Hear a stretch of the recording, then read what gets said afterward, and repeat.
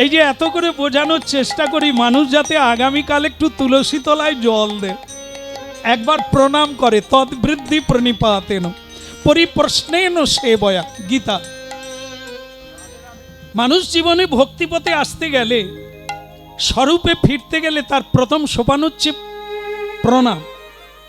এটা হচ্ছে সংসারে এক অমোঘ ঔষধ, প্রণাম। সিস্টেম বদলে যাবে যদি শুধু প্রণামটা চালু হয়। এই প্রণাম না থাকার জন্য সংসারে যে কতখানি অঘটন ঘটছে আপনারা একটু মিলালে মিলে যাবে। আমি আসছি, ছেলে হোক, মেয়ে হোক, বৌমা হোক, যে হোক চলে গেল, কিন্তু বাবা আমি আসছি। এই জায়গায় একটা জিনিস আছে, ভালো থাক বাবা, সাবধানে যা, কিছু পাবেন।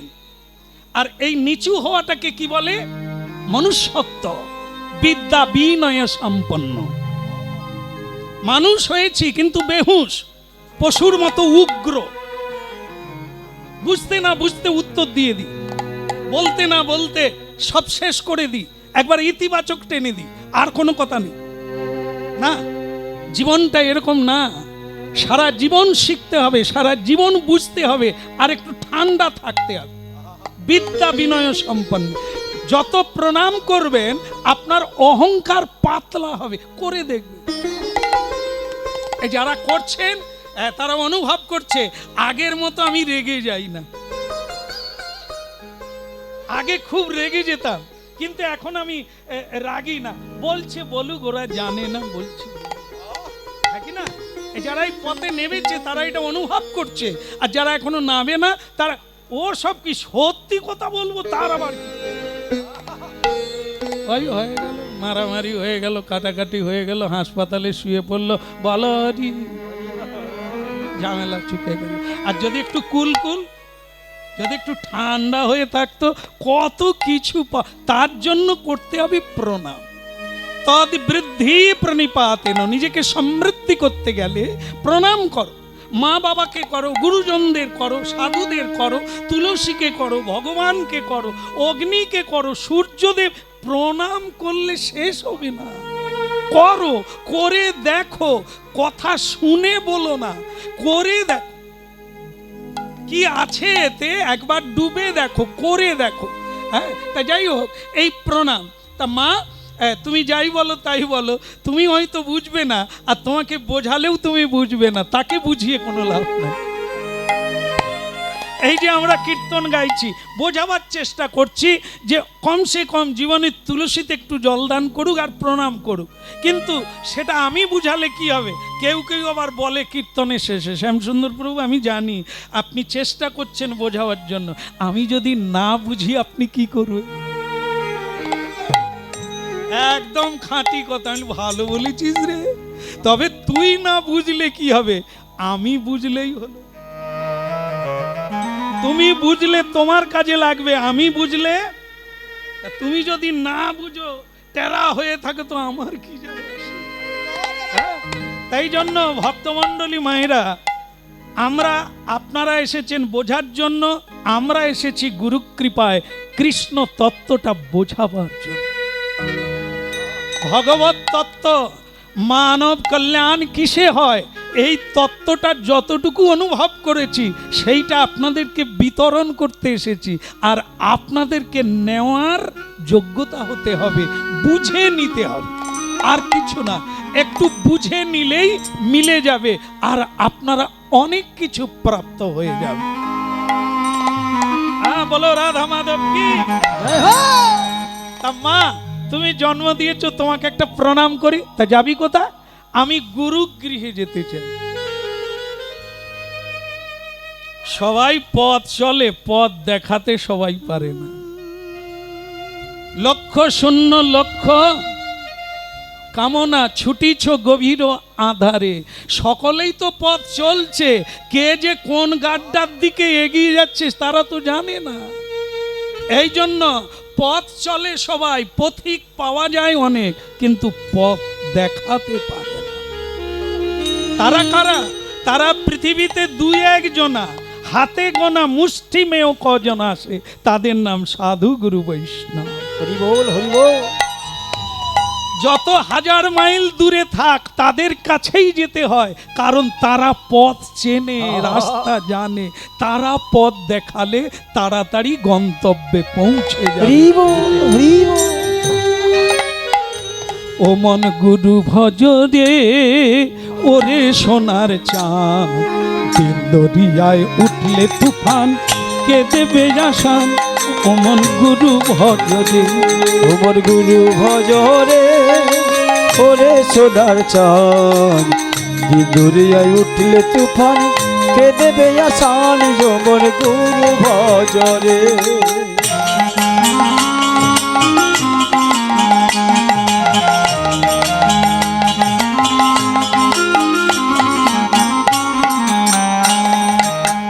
গুরু ভজ গুরু চিন্ত গুরু কর সান, গুরু ছাড়া এ জগতে, গুরু ছাড়া এ জগতে গতি নাকি আর। ও মন গুরু ভজ রে, ওরে সোনার চাঁদ, দিন দরিয়ায় উঠলে তুফান।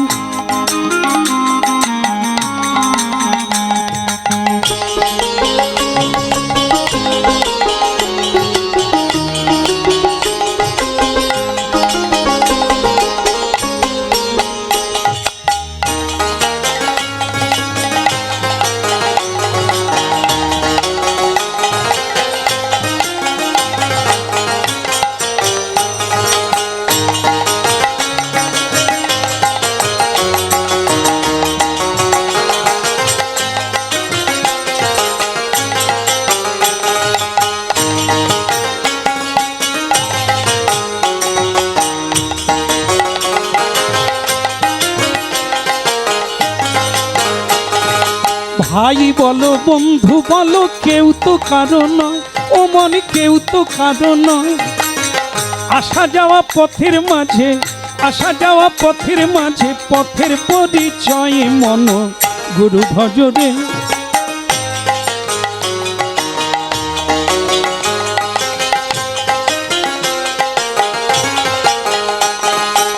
এই দরিয়ার মাঝে তুমি খেলছো কত খেলা, ও মন খেলছো কত খেলা। একবার পিছন পানে চেয়ে দেখো, পিছন পানে চেয়ে দেখো, তোমার বহে গেল বেলায়। ও মন গুরু ভজ রে।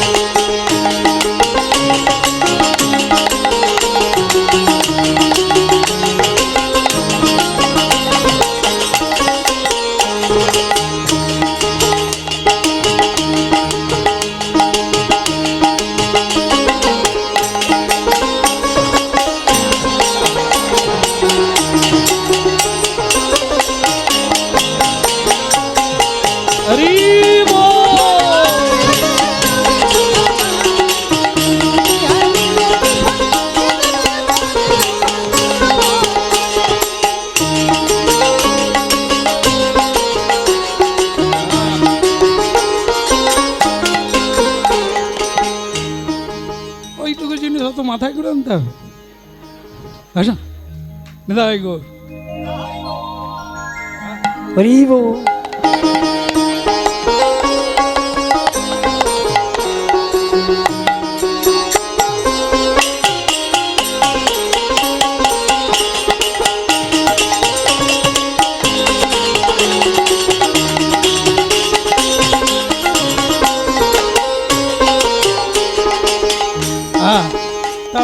বললাম এইটুকু জিনিস মাথায় করে, এইটুকু নয়, যেটা এনেছেন মাথায় আনা যায় না, কিন্তু তবু আনতে পারলেন। কারণ কি বলুন তো, এনেছিলেন গীতা, দিয়েছেন গীতা। গীতার একটা বাণী যদি কেউ জীবনে প্রয়োগ করতে পারে তাহলে তাকে মাথায় করে আনা যাবে না। আর যদি কেউ গীতা শুধু দান করার জন্য ব্যস্ত হয়, পড়ে না, তাহলে কিছু কাজ হবে না। যেমন আমাদের এখানে নিয়ম হয়ে গেছে, কেউ মরে গেলে চোখে কি দেয়? ও আপনাদের এদিকে মরে গেলে তুলসী পাতা দেয়, আর মরে গেলে বুকে। কি সুন্দর আইটেম বলুন তো।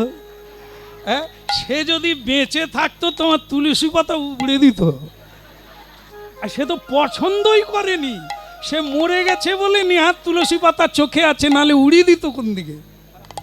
আর গীতা বুকে রাখা বের করে দিত, গীতা ষষ্ঠী করে দিত। মরে গেছে, মরে গিয়ে গীতা দিলে সে কি মুক্তি হবে? সে তো নাই হেতা। ওরে গীতা বেঁচে থেকে পড়ো, মাথায়ও দিতে হবে নি আর বুকে দিতে হবে নি, শুধু মনে নাও, অন্তরে নাও। গীতার একটা বাণী, তুলসীতে জল দাও, তুলসী দেবীকে প্রণাম করো, আর তুলসী পরিক্রমা করো, তুলসী কীর্তন করো, তুলসী দেবীকে শ্রদ্ধা করো। মরার পরে চোখে দিতে হবে। ও না দিলেও তিনি তুলসী লোকে, ভক্তি লোকে উপস্থিত হয়ে গেছে, এতে কোনো সন্দেহ না। যারা তুলসী দেবীতে জল দান করে, শুনে রাখুন, স্কন্দ পুরাণে যমরাজ কি বলেছেন। যমরাজ বলেছেন, কারো গলায় যদি তুলসীর মালা থাকে, সে যদি মরে যায়, তাহলে খবরদার তাকে তোমরা যমদূতগণ স্পর্শ করো না, কারণ ও আমাদের লোক নয়, ও গোলকের লোক। কেউ যদি তুলসীর সেবা করে, পান করে, তাকে প্রদক্ষিণ করে, কীর্তন করে, তাহলে তাকে 10 হাত দূর থেকে প্রণাম করবে, যম লোকে আনবে না। এত বড় মহিমা। মরার পরে তুলসী কোনো কাজে আসে না। মরার পরে গীতা বুকে দিলে তার গীতা জ্ঞান হয় না, ত্যাগও হয় না, সে তো দেহ ত্যাগ করে চলে গেছে। এই জন্য অনুভবটাই হচ্ছে সবচাইতে বড় জিনিস। মা, আমি গুরুগৃহে চললাম। জয় জয় শ্রী গুরু প্রেম কল্পতরু। জয় জয় শ্রী গুরু প্রেম কল্পতরু। অদ্ভুত যাক পরকা, ওই অদ্ভুত যাক পরকা। হিয়া অজ্ঞান তিমির বড় জ্ঞান। হিয়ার অজ্ঞান তিমির বড় জ্ঞান। বলে সুচন্দ্র কি রণে করুণা। ওই না সুচন্দ্র কি রণে করুণা। সবাই মিলে জয় দাও হে সোনা। সবাই মিলে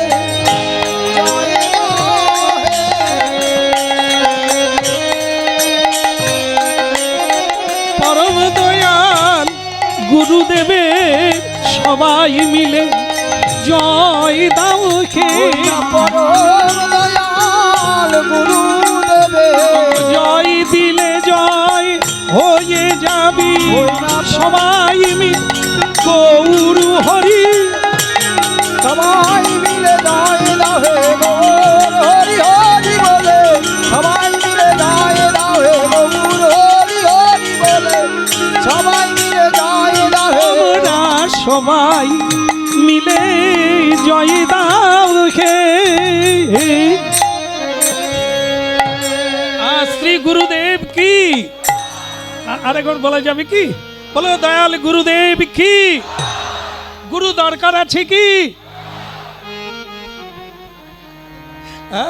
দরকার কার জীবনে আছে? গুরু ছাড়া গতি নাই, গুরু ছাড়া পথ নাই, গুরু ছাড়া মুক্তি নাই, গুরু ছাড়া ভক্তি নাই। যেমন দেখে, এক মা মানে পড়াশুনো জানে না, আমার মতো, তো সে বয়স হয়ে গেছে, মেয়ের বাড়ি যাবে, একটা পুটুলে করে পুঁই শাক টাক অনেক কিছু নিয়েছে, নিয়ে বগলের মধ্যে নিয়ে ও মা বাসে উঠে পড়েছে। বাসের পেছন দরজা দিয়ে ঢুকে দেখে বাসের ভিতরে ভীষণ ভিড়, একটুও জায়গা নেই। সে বুড়িমা সকলকে বলছে যে বাসটা তৈরি করেছে এ তো ছোট করে কেন করে বাবা, একটু তো বড় করে করলে তো একটু বসি গো, কটা মাত্র সিট করেছে। তো বুড়িমা এই পেছন দরজা দিয়ে উঠে যেতে যেতে একবারে সামনে গিয়ে দেখে বাস তো দাঁড়িয়ে আছে, একটা সিট খালি। সে কি আনন্দ মা, কি আনন্দ, বলে ঠাকুর তোমার মুখে ফুল চন্দন পড়ুক, তুমি যে কষ্ট দেখে বুড়িটার জন্য একটা সিট রেখেছো তাই তোমাকে ধন্যবাদ। বুড়িমা এত লোকে সিট পায়নি, বুড়িমা সিট পেয়ে গেল। বুড়িমা সিটে বসে দোক্তা পান খুলে খাওয়া চালু।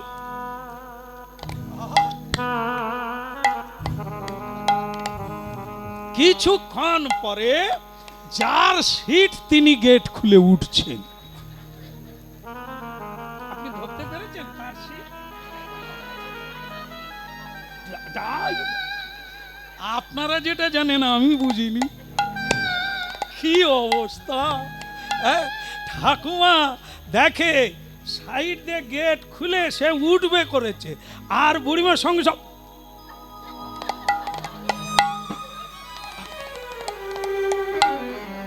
পানের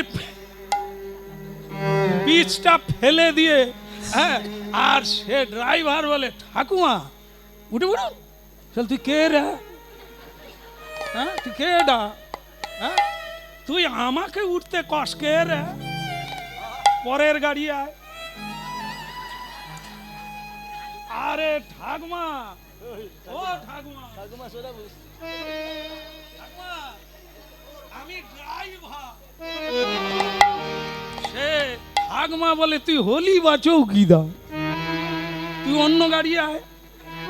এ সিট আমি ছাড়বো নি রে, কত কষ্ট করে পেয়েছি রে, তো তুকে ছাড়বো বলিয়া নাকি রে, তুই পরের গাড়ি।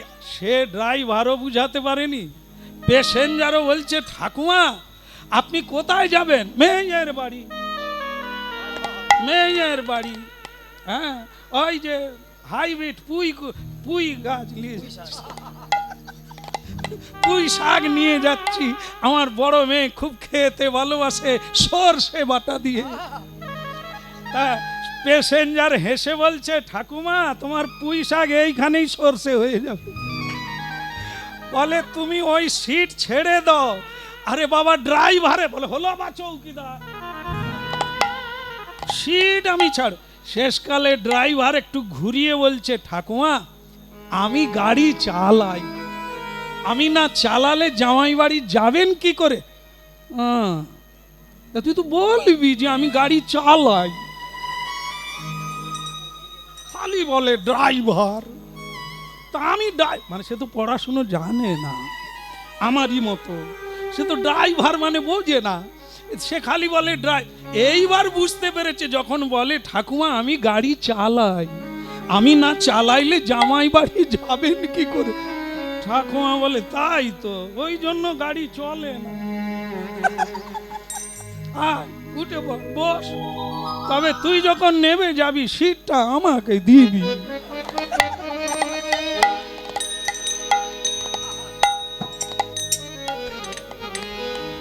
কি বুঝলেন? 100-র বেশি প্যাসেঞ্জার আছে, গাড়ি চলে না কেন? কেন চলে না? আরে কি বলে, ঠাকুমা তো বসছিল সিটে, গাড়ি চলে না কেন? ঠাকুমা বসলেও হবে না, দিদিমা বসলেও হবে না, ড্রাইভারকে বসতে হবে। যার এই অভিজ্ঞতা আছে ওই সিটে সে যদি বসে সকলে গন্তব্যে পৌঁছে যেতে পারবে। ঠিক তেমনি আমরা যে কেউ ওই সিটে বসলে চলবে না, জীবন গাড়ি গুরু ছাড়া গতি নাই, জগৎ ব্রহ্ম। জয় জয় শ্রী গুরু প্রেম কল্পতরু, জয় জয় শ্রী গুরু প্রেম কল্পতরু, অদ্ভুত যাকু পদকা কাশী দে, অদ্ভুত যাকু পদকা ওই নয় অদ্ভুত যাক পরকা, কাশ রে অদ্ভুত যাক পরকা। শ্রী গুরুদেব কি একবারে পৌঁছে গেল কাশীধামে। আপনারা জানবেন যারা হরিনাম শুনছেন বা গ্রন্থাদি পাঠ করেন, আপনারা জানেন বৈষ্ণব মানুষ সব, রামানন্দ স্বামী ভারতীয় বৈষ্ণব জগতের এক বিশিষ্ট বৈষ্ণব, যিনি বহু অন্ধকে পথ দেখিয়েছেন, যিনি অনেক পথভ্রান্ত জীবকে পথ পাইয়ে দিয়েছেন। সেই পরম বৈষ্ণব চূড়ামণির নাম হচ্ছে রামানন্দ স্বামী জগৎগুরু। তার আশ্রমে গেল কাশীধামে এই সদানন্দ নামে ছেলেটি, গিয়ে গুরুদেবের চরণে পতিত হলেন। গুরুদেব বললেন, এ বেটা ক্যা চাইয়ে? অকালে সকাল রে বাচ্চা, অকালে ঘুম পেয়েছে নাকি?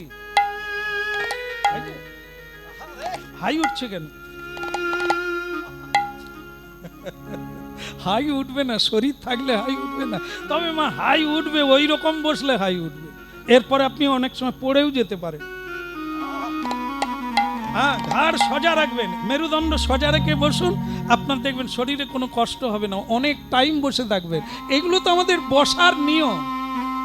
প্রণাম করবেন যেখানে বসবেন, করে শীতটাকে সোজা রাখবেন, দেখবেন শরীরের ব্যথা বেদনা থাকবে না, মনে থাকবে না কতক্ষণ বসে আছেন। আর যদি একটু বাঁক দেন, তাহলে শরীরের ভারটা কার উপরে পড়ছে?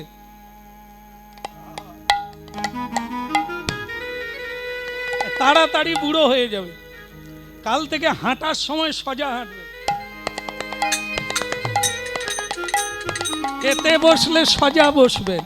এই জন্য গুরুদেব জপ করার সময় বলে দিয়েছেন, মেরুদণ্ড সোজা করে বসবে, পিছন দিকটা ধেনুকের মতো হবে, সামনেটা বাঁক দেবে। কিন্তু আমাদের সামনে বাঁক দেয়,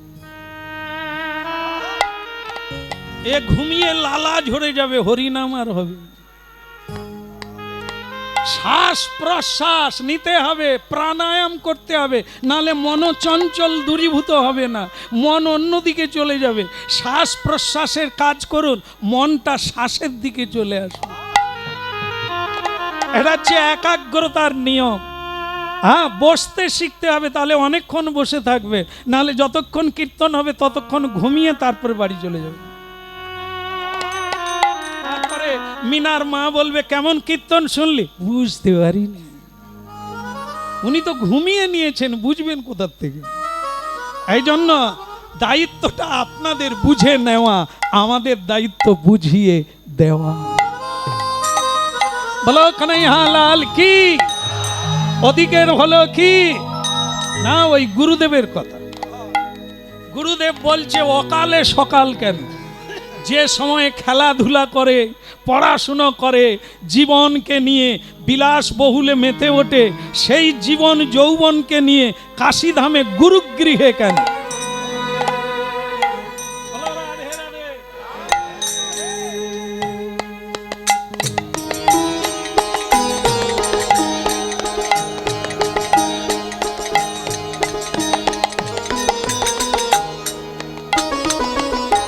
এক বৃদ্ধ আমাদের কাছে এসে বললেন, শ্যামসুন্দর প্রভু, টিভিতে সব সময় আপনার কীর্তন শুনি। আমি, ভালো কথা, শুনেন, ভালো কথা। তা আপনার দীক্ষা কবে হলো? বলে সপ্তাহখানেক হলো। আপনার বয়স কত? 72। 72-এর সপ্তাহখানে, তা আপনার অবস্থা কি? বলে আমি ত্যাগের পথে। ত্যাগ মানে? বলে এখন আমি আর চাল ছোলা খাই না, ছোলা ভাজা মটর ভাজা খাই না। আমি, মেশিন থাকলে তো খাবেন। বলে আমি এখন নুনও খাই না, দুবেলা অন্নও খাই না। ও তো খেলে মরে যাবেন তাই। ডাক্তার বলে দিয়েছে সুগার এসে গেছে, দুবেলা অন্ন খাবেন না, এই জন্য খান না। দীক্ষা নিয়ে যে ত্যাগ এসেছে এটা নয়। ত্যাগ বুড়ো হলে ত্যাগ হওয়ার কিছু আর আছে? নারকেলের ছিবড়া, যে সময় খাওয়া যায় যদি না খায়, যে সময় ভোগ করা যায় যদি ভোগ না করে যোগ করে, তাকে ত্যাগ বলে। যার আর অরুচি এসে গেছে তার আবার কিসে ত্যাগ? স্বামী স্ত্রীতে ঝগড়া হচ্ছে, বুড়িমা খালি বারবার ঘুরে এসো, নাক ডাকে শুকরের মতো, ঘুরে এসো। সেই সময় বুড়ো যদি রাগ করে বৃন্দাবন চলে যায়, তাকে কি ত্যাগ বলবে? একে ত্যাগ বলে না। ত্যাগ হচ্ছে যে সময় ভোগের সময়, নেওয়ার সময়, সেই সময় যে ছাড়ে তাকে বলে ত্যাগ, তা না হলে কৃষ্ণ মুরারি ও গো গিরিধারী, কৃষ্ণ মুরারি ও গো গিরিধারী, কৃষ্ণ মুরারি ও গো গিরিধারী, বলো কৃষ্ণ মুরারি ও গো গিরিধারী।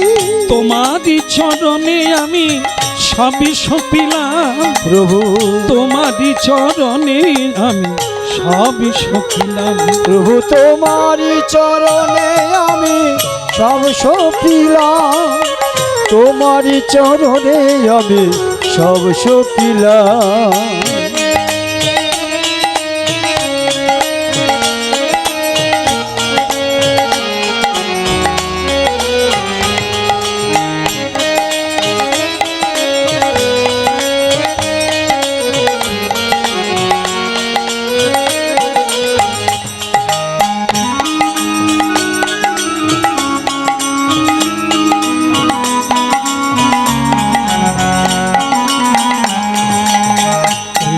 মুরারি ও গো গিরিধারী, তোমারই চরণে আমি সবই সপিলাম।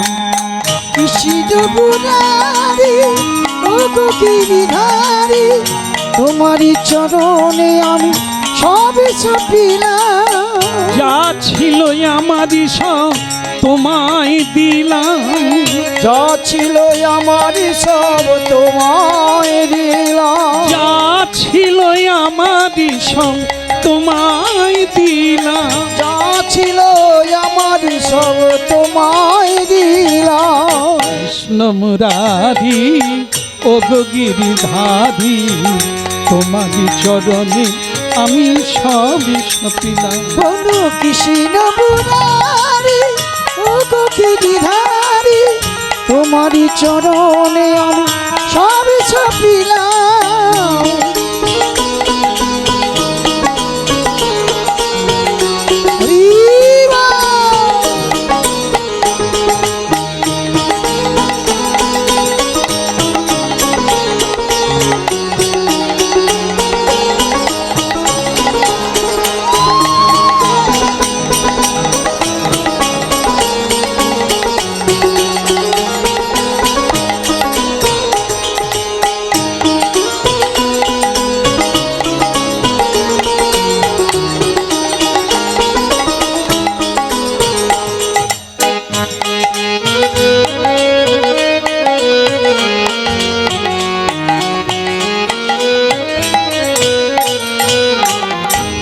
বলো রাধে রাধে।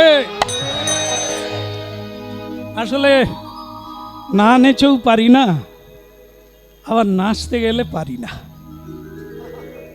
লোকে কি কষ্ট পায় জানেন? গানে আর যেতে পারি না, গাড়ি আর বসে থাকতে পারি না, কিন্তু লোককে বোঝাতে পারি না, গালাগালি করে। সেই ওখানে আসছে, এরা কয়েকবার আশ্রমে গিয়ে বারবার অনুরোধ করে 100 বছরে একবার চলুন, আর যেতে হবে না। হ্যাঁ, এরা বলে দিয়েছে আর যেতে হবে না, একবার চলুন। না, একবার গলে যাই যা। সকাল থেকে আসছি জানেন, ওদের খাচ্ছি দম্ভর, ওরা খুব যত্ন খাতির করছে। খালি দেখছে যে কষ্ট যেন না, এধারে একটা পাখা দেয় ওধারে পাখা দেয়, খালি এসে বলছে কোনো কিছু হচ্ছে না তো, অসুবিধা হচ্ছে না তো। আরে না না, এবার ছেড়ে দে, আমি পালালে বাঁচি রে।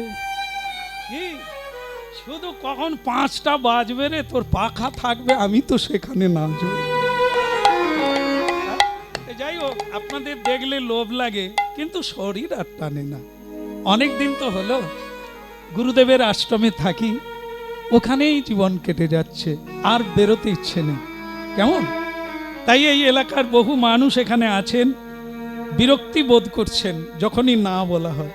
কেমন? আর পেরে উঠি না, 2-4টে গান গাই কাছে পিঠে, বাকি আশ্রমে থাকি। কেমন? কিন্তু এই যে আপনাদের দেখে লোভ সামলাতে পারি না, কখন নেচে ফেলি, নাচলে আবার হাঁপিয়ে উঠি। বলো রাধে রাধে। আপনার আমিও নেচে উঠলে আপনারা না বলে দেবেন। কেমন? বলো গিরধারী কি। আরে বাবা, তিনি নাচালে কে নাচবে না? কি বৃদ্ধও নাচবে, আর যুবা বসে বসে লালা ঝরাবে। তার ইচ্ছা হলে কি না হবে, না হ্যাঁ হয়ে যায়, হ্যাঁ না। তা ভক্তমণ্ডলী মায়েরা বলে রাধা মাধব কি। চিরদিন তো পারবো না, যতদিন ভগবান আনে। এসেছি, আবারও এলাম, এ গ্যারেন্টি নাই আবার আসবো। তিনি সুযোগ দিলেই এ জন্মে না হলেও পরের জন্মে হলেও আসবো আবার। আশীর্বাদ রাখবেন। আর আজকের কথা শুনুন, ভারী চমৎকার লীলা বিষয়, ভগবানের অমৃতময় লীলা। যে লীলা শেখর ভগবান আপনাদের মধ্যেই সেই লীলা করছে। সদানন্দ গুরুচরণে পড়ে বললেন, আজ থেকে আমি আপনার চরণেই আশ্রয় নিলাম। আমার ভালো মন্দ আপনি দেখবেন, আমার জীবন আপনাকে দিয়ে দিলাম।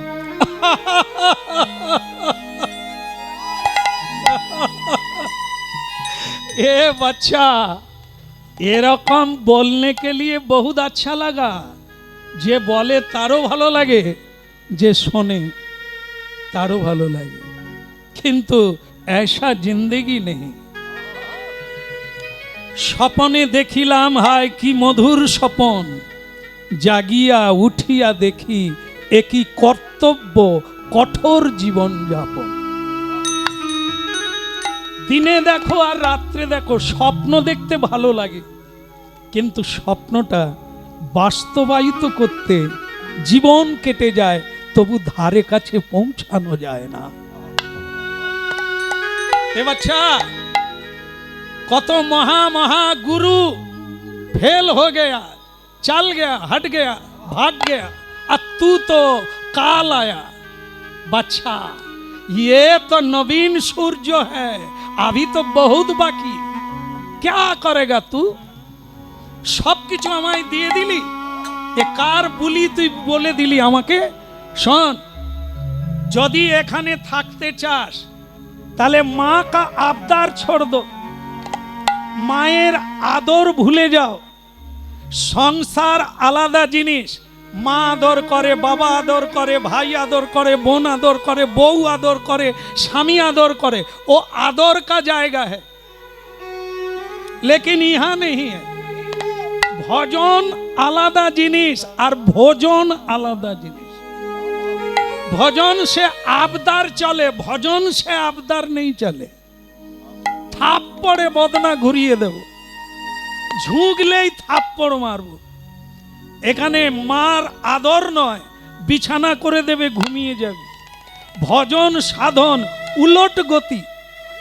সংসার যেদিকে চলে, জন্ম হলো, লেখাপড়া হলো, একটা সার্ভিস মিলে গেল, তারপরে কি হলো, তারপরে ইয়ো ইয়ো হলো। এর জন্য লেখাপড়াও করতে হবে না, এর জন্য সাধনা করতে হবে না, এ গড়ে সকলের জন্য পড়ে আছে। কিন্তু উলট গতি, ভগবানের ভজন করতে গেলে উল্টো দিকে হাঁটা, বড় কঠিন বেটা, বহুত কঠিন হ্যাঁ। যদি সহজ হতো সকলেই তো মুড়ি মুড়কির মতো এই লাইনে চলে আসতে পারত।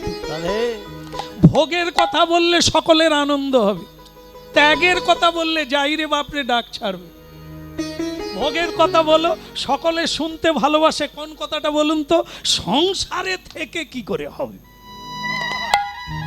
শ্যামসুন্দর প্রভু আজকে একটু বলবেন তো, সংসারে থেকে ছেলে মেয়েকে নিয়ে, পতিদেবকে নিয়ে কি করে হবে মা গো? নদীর কটা পার মা? পড়ে যাব বলে আমি যাইনি ওর ধারে। আপাতত নদীর দুটো পার, এপার বাবা আপনারা গেছেন, एपार और ओपार। तब बोली बेटा ओपार जाने के लिए ये पार छोड़ना पड़ेगा, एपार आने के लिए ओपार छोड़ना पड़ेगा, नहीं तो मिडिल पॉइंट हाबुडुगु खाएगा। ओपारे जेते गेले एपार छाड़ते हबे, আর ওপার থেকে এপারে আসতে গেলে ওপার ছাড়তে হবে বেটা। ऐसा खाना पीना मजा करेगा ऐसा भजन दिन नहीं। भजन बड़ो कठिन, त्याग বৈরাগ্য তিতিক্ষা আর অনাদর। এখানে থাকতে গেলে ঘুম হবে না, খাওয়া হবে না, আদর হবে না, বালিশ পাবে না, পারবে? বলো রাধে রাধে। যারা আসবে আসবে করছিল, শোনার পরে পরে আসবো বাবা। বলে এত কঠিন জানতাম না। এ কতজন বলেছে হরি নাম কর তোর বাড়ি হবে, তোর গাড়ি হবে, হরি নাম কর দেখবি পেট ব্যথা করবে না, রোগ জ্বালা থাকবে না। অনেকে এই লোভে হরি নামে এসেছে, আদৌ হবে না। রামকৃষ্ণ ঠাকুর ক্যান্সারে মারা গেলেন, গেলেন কিনা? যিশু খ্রিস্টকে কুশবিদ্ধ করে মারা হলো, তারা তো ভগবান। আর আপনি কি বলা যায়, আমি আর বলবো কেন? আপনি তো ট্যাঁ করলেই প্যাঁ করবেন, এতে হবে? ভজনে এলে কেঁদে কেঁদে সারা হয়ে যাবে। রাধা রানী চোখের জল শুকায়নি, এত ভালোবেসে নিকটে থেকে। আর আমরা তো সীমানার ধারে যাইনি। হরি নাম হলে ঘর ভেঙে যাবে, হরি নামকে ধরতে গেলে আত্মীয় ভেঙে যাবে, ধন চলে যাবে। আর আপনি বলেন হরি নাম করলে গাড়ি বাড়ি হবে। গাড়ি বাড়ি যারা হরি নাম করে না তাদেরও হচ্ছে, তোমারও হবে। পরিশ্রম করো সব পাবে, কিন্তু হরি ভজন না করলে, হরি প্রেম আর ভক্তি। রাধা কৃষ্ণ প্রাণম যুগল কিশোর, রাধা কৃষ্ণ প্রাণব যুগল কিশোর, রাধা কৃষ্ণ প্রাণম যুগল কিশোর। ওই রাধা কৃষ্ণ প্রাণব যুগল কিশোর।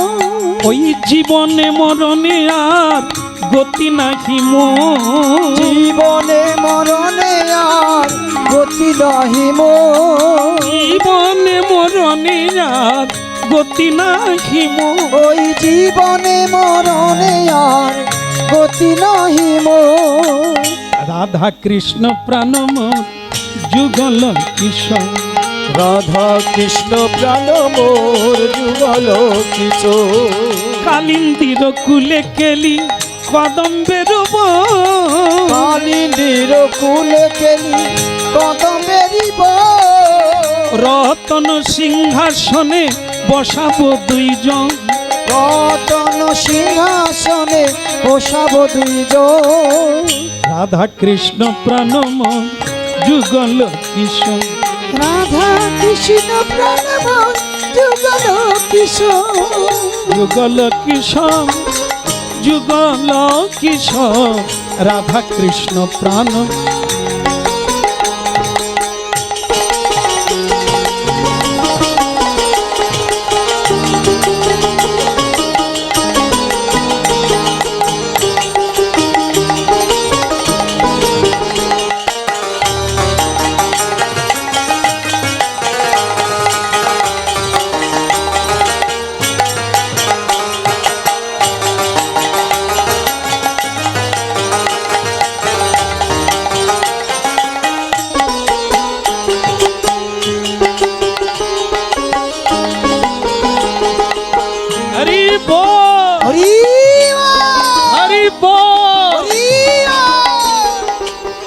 যেটা হচ্ছিল পারবি? পারবো গুরুদেব, প্রাণ দিয়ে করব। ঠিক আছে, গুরুগৃহে থাকার প্রথম নিয়ম হচ্ছে এটা, ভিক্ষা করে নিয়ে। ভিক্ষা করে নিয়ে গুরুদেবকে দিতে হবে গোবিন্দ সেবার জন্য। যা বলে, গুরুদেব একটা কথা বলবো? নিশ্চয়ই বলা উচিত। ভেতরে সন্দেহ থাকলে প্রশ্ন করে জেনে নিতে হয়, নাহলে ভজন পথে যেতে দেরি হয়।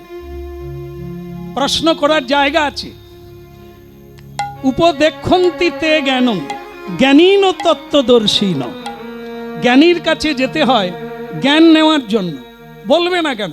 বলো। আচ্ছা গুরুদেব, ভিক্ষা কেন চায়? অভাবে না স্বভাবে? কোনটার জন্য? वाह वाह बेटा, बहुत अच्छा। ये प्रश्न तो बहुत अच्छी तरह हो रहा है, लेकिन सुन ले बेटा, कान खुलकर सुन ले। ये ना अभावे ना स्वभावे। एक जन भजनकारी साधु ये पृथ्वीर सम्राटेर चेये धनी। ये सुन ले, हरि भजनकारी ভগবানের চরণে শরণকারী ব্যক্তি এ পৃথিবীর সম্রাটের চেয়ে বড়। আপনারা ইতিহাসের পাতায় জানেন যে দিল্লির সম্রাট আকবর সনাতন গোস্বামীর কাছে মাথা নিচু করেছিলেন, কারণ তিনি সনাতন গোস্বামীকে গরিব ভিখেরি সাধু মনে করেছিলেন। তাই দিল্লি থেকে এসেছিলেন বড় বাবাজিকে কিছু দান করবে। তো বৃন্দাবনে জিজ্ঞাসা করলেন, আপনারা একটু শুনে নেন, যে বৃন্দাবন মে বড় বাবাজি কিসকা নাম হ্যায়? তো সকলেই এক বাক্যে বলে দিলেন, এ যমুনা কিনারে ये कुठिया है, उसमें मदन मोहन जी है, और बाबाजी जो हो रहा है वही बड़ो बाबाजी, ओनारी नाम सनातन गोस्वामी। ठीक है। तो আকবর জি ওখানে গেলেন, হাত জোড়ো করে বললেন, মহারাজ बताइए, हाँ আমি কিছু দান করতে চাই, আপনি গ্রহণ করবেন? नहीं बेटा, हाँ हमारा कुछ नहीं लगेगा, मेरा कुछ अभाव भी नहीं है, আমার লাগবে না বেটা, তুমি অন্য কাউকে দান করো। কাঙাল, বৈষ্ণব, অতিথি, ব্রাহ্মণ, গরিব, দরিদ্র তাদেরকে দান করুন, আমার লাগবে না। নেই নেই নেই নেই বাবাজি, আমার থোড়া তো লিজিয়ে, থোড়া তো লিজিয়ে, মানে অল্প কিছু হলেও। সনাতন গোস্বামী দেখলেন দিল্লির সম্রাট এসেছেন কিছু দান করতে, বারবার অনুরোধ করছেন, যদি না নি অপমান করা হবে না। বলে, মহারাজ তাহলে আপনি এক কাজ করুন, এই যেখানে বসে আমি হরিনাম করি এই জায়গাটা খালি যমুনায় ধসে যাচ্ছে, আপনি একটু আপনার লোকজন দিয়ে একটু বাঁধিয়ে দেন। তো মহারাজ দেখলেন যে একটু হলেও তো নিলেন, তো ঠিক হ্যাঁ,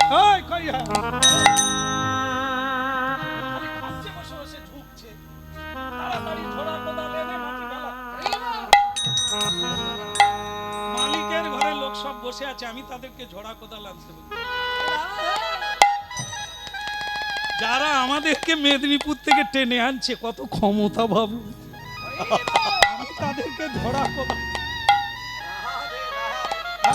না না আপনাদেরকে না। তো রাজা তার লোকজনকে বললেন, খালি উল্টো দিকে মাটি ফেল, এই জায়গাটা ভালো করে বাঁধিয়ে দে। তার লোকজন ঝুড়ি টুড়ি নিয়ে ওই মাটি ফেলাচ্ছে।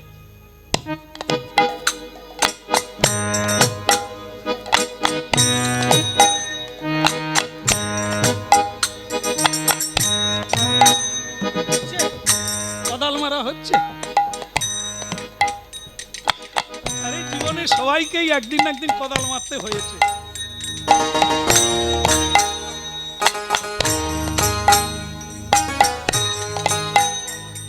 মাটি ফেলতে গিয়ে যারা মাটি ফেলাচ্ছিল তারা মহারাজের কাছে ছুটে গিয়ে বলছেন, হুজুর क्या हुआ? बोले एक बढ़िया चीज है। क्या है? बोले वहां पे तो बहुत मूल्यवान जिनिस पड़ रहा है। बोले কি? বলে ওখানে ধন রত্ন মণি মাণিক্য কত পড়ে আছে ঝুড়ি ঝুড়ি, আমরা কি তার উপরে মাটি ফেলে দেব? আকবর বলে, ঝুড়ি ঝুড়ি, ও যে আমার রাজপ্রাসাদে নাই রে। দেখি দেখি দেখি দেখি, চল গিয়ে দেখে একবারে মণি মানিককে ভরে আছে সেই ভাঙা জায়গাটা। আকবর বলে, কাকে ভিখারি ভাবছি? আই, এ তো বিরাট অপরাধ। আর আমার একবার চোখ খুলে দেখিয়ে দিল। বন্ধ কর বন্ধ কর বন্ধ কর, ও হয়ে গেছে, তোরা গুছিলে গুছিলে পালিচ। সনাতন গোস্বামীর পায়ে পড়ে বললেন, রাজা ধীরাজ হ্যায় আপ, मैं तो अपना नफर है, মানে আমার তিল মাত্র নাই আপনার কাছে, আপনি এত বড়। বলছে, ऐसा बात मत करो बेटा, কাউকে বলো না, চুপে চুপে চলে যাও। আর এরকম কোনোদিন সাধু গুরুর কাছে এই তোমার বড়িয়া চাল চেলো না। তুমি নিজেকে বড় ধনী মনে করেছিলে না,